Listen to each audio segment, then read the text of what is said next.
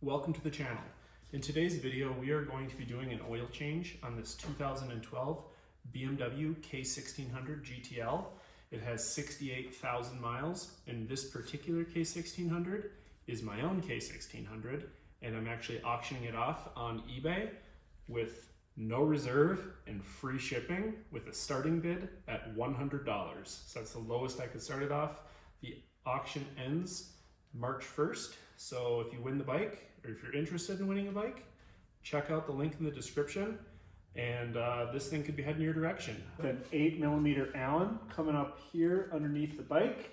You can crack the drain plug loose, and this bike is a little unique because there's actually two drain plugs. So once we relieve this drain plug, it's going to be a 5mm Allen, and there's a secondary drain plug up in there. So we'll have to drain this first.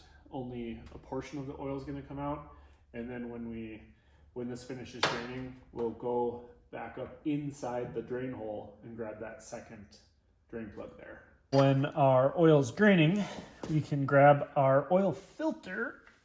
There we are. We can grab our oil filter off of here and let that drain. This oil filter, I don't know, they're kind of in a messy spot. Every time you undo this, you get oil dripping on your heat shield right there, but you just have to clean that up, which isn't that big of a deal.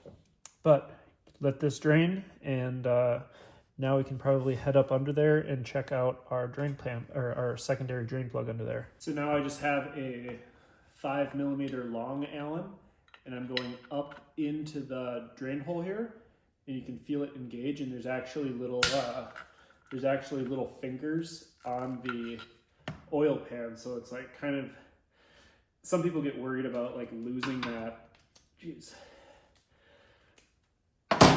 Some people get worried about losing the drain plug in the oil pan, but that's not going to be should not be a concern. There's little fingers, so it kind of prevents that from happening.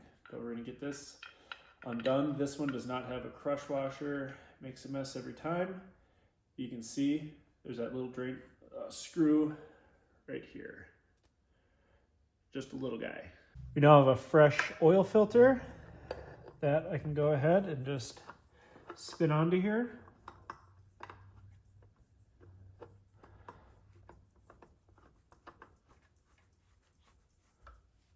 And you don't need to snug this up too tight, but I like to just go kind of just get it snugged up a little bit past hand tight. You know, with this tool, you really can't go too tight, just like that. So we're gonna reinstall that secondary drain plug now after it's finished draining. And you don't need to tighten this down super duper tight. There's no crush washer. All you do is just thread it in by hand, and then just give it just a little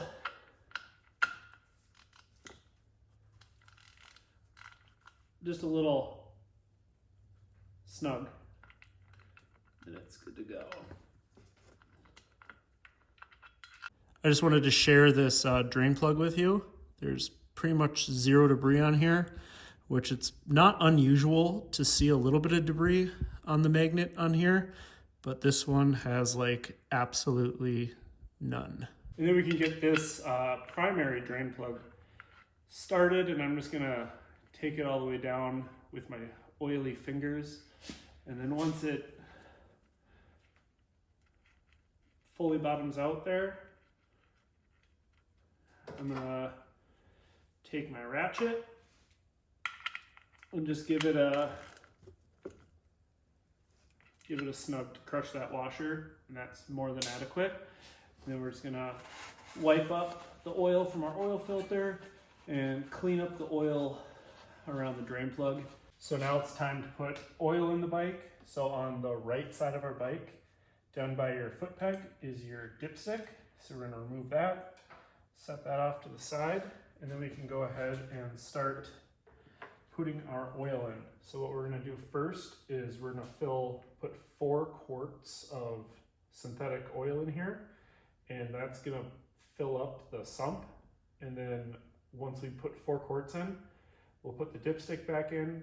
You're going to want to run the bike for a couple minutes. You don't need to get it all the way up to operating temperature, but run the bike for a couple minutes just at idle, and then we can recheck our oil and likely need to add about roughly another quart.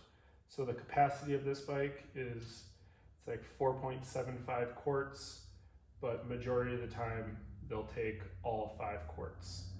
So another thing to mention, this bike being a 2012, the 2012 K1600s had a moderate oil consumption issue. This bike does consume oil. Pretty much all K1600s consume oil, but we are using 20W50 oil, so a little bit thicker, which mitigates the oil consumption considerably. So nothing crazy, you just have to check your oil kind of between fill-ups, and likely have to add a quart or so between oil changes. So now with 4 quarts of oil in here, you can see on the dipstick that we are like filled all the way to the brim. So when I put this in there, you can just see how full the oil sump is. So we're just gonna tighten that up, start the bike, run it up to operating temperature at idle. It doesn't need to get all the way to operating temperature, but we're gonna run it for a couple minutes, and then we're gonna add the 5th quart of oil. You can see the bike doesn't smoke at all on startup. It's a really nice running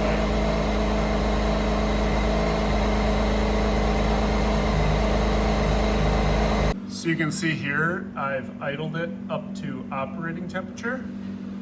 And now when we check our oil, there's likely not going to be anything on the stick here, because the oil is now circulated throughout the engine and those 2 drain plugs we talked about.